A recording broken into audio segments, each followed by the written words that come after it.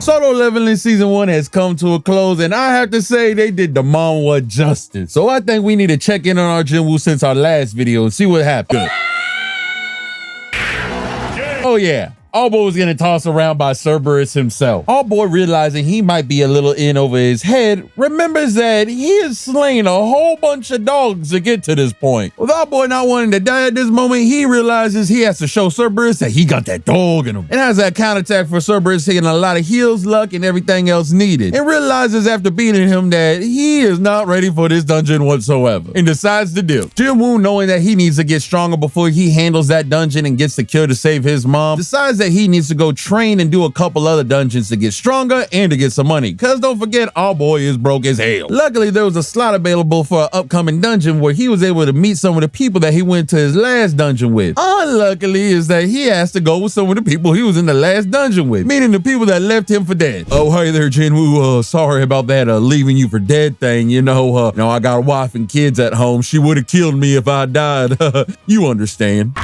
I'm gonna kill this guy. But also tagging along on this mission is a couple of inmates and the purple hair guy we saw from the Hunter Association. You know, the one that was with Jinwoo when he was getting his powers rechecked. It seems like a random character to throw back into the story until you realize purple hair dude over here is a fucking psychopath. Yeah, just like they alluded to in the last episodes about the hunter killers and the people who hide their ranks to go into dungeon to kill people. Yeah, this guy is that type of dude, and he just loves killing hunters more than the monsters. So you know some issue about to go down, which it does as soon as he kills the inmates and kills the guy from earlier. So Allboy knows shit just got real and he's gonna have to do something about this. Now this is when Jinwoo turns into the Big Woo, cause he was ready to turn purple hair over here into a pet. Even though this guy gave Big Woo a run for his money, it didn't end out well for him at all. Because the weapon he got, if he nicks you one time, you paralyzed. That's how he was able to handle the spider and that whole squad of people earlier. So this guy can do all the flashy shit he wants, but as soon as Jinwoo nicks him one time, it's GG raps, my boy. But Pop Smoke over here realizes the more he levels up, the more his opponents level up. But by the miracle of anime, the system itself tells him, hey, we got a job change for you. I am looking for a job.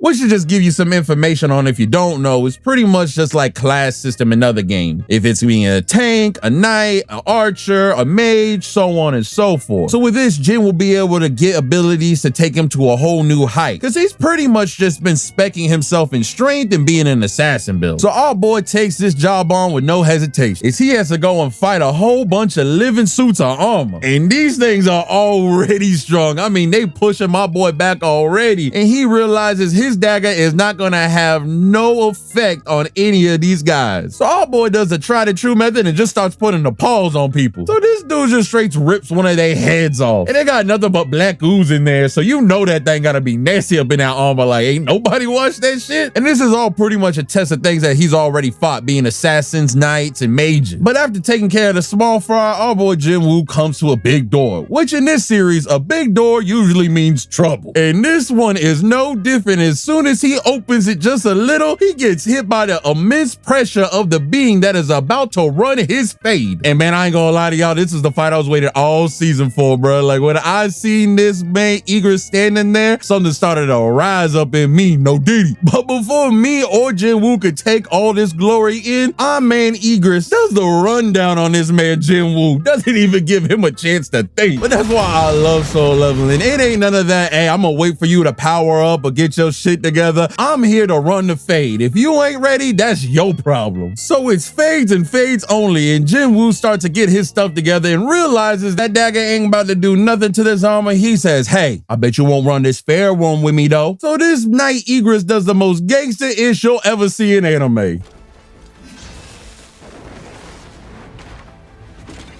And oh my God, this boy Igris different. He said, I am down with these hands. It don't matter, you could catch it either which way. And Jinwoo really thought this was about to even the playing field until he realized this man was even more dangerous with his hands than his sword, as he demonstrates by turning Jinwoo into a ragdoll. Like, nah, I ain't never seen a main MC get a treat like this. I mean, this boy Igris was dodging, bobbing, and weaving, and our boy Big Woo was trying his hardest just to get a hit in. I mean, this knight was so disrespectful, he even grabbed Jinwoo by the face and started dragging him across the wall. I mean, this boy was hitting him while in midair. I mean, he was giving him the work, and Jinwoo was really on the rope. But this was a big learning experience for Jinwoo, as he sees that these opponents are truly getting stronger and stronger, and he has to work even harder if he wants to surpass this. So as the night comes and was about to put the end to Jinwoo, Jinwoo grabs the sword last minute and starts shanking this boy. And I'm telling you, the animation went all sketchy and stuff. I'm just saying, the animation through this whole fight is just mwah.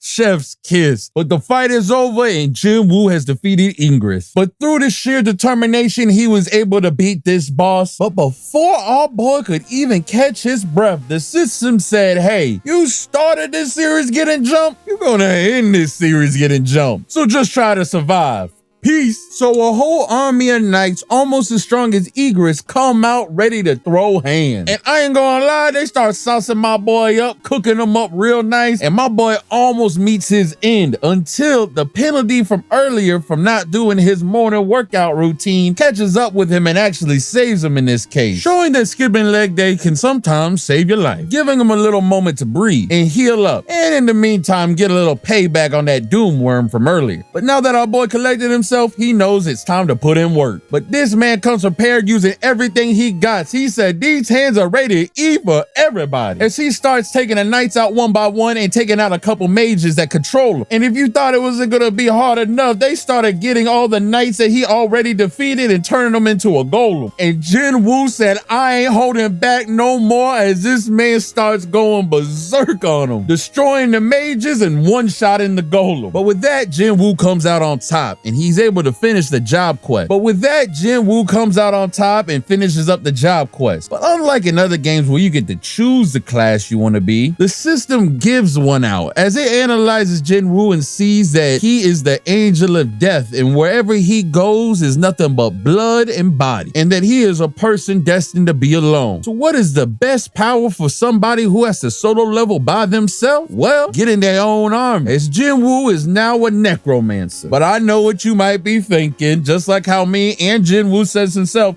necromancy doesn't sound that cool, until you find out that this isn't no ordinary necromancy with skeletons and zombies. He is more akin to being a shadow necromancer who's able to summon forth all the people that he defeated and captured. So I think you see where I'm going with this, as this power takes Jinwoo from being strong to downright broken, as he goes and turns around and says his iconic words that you will get accustomed to, Okiro.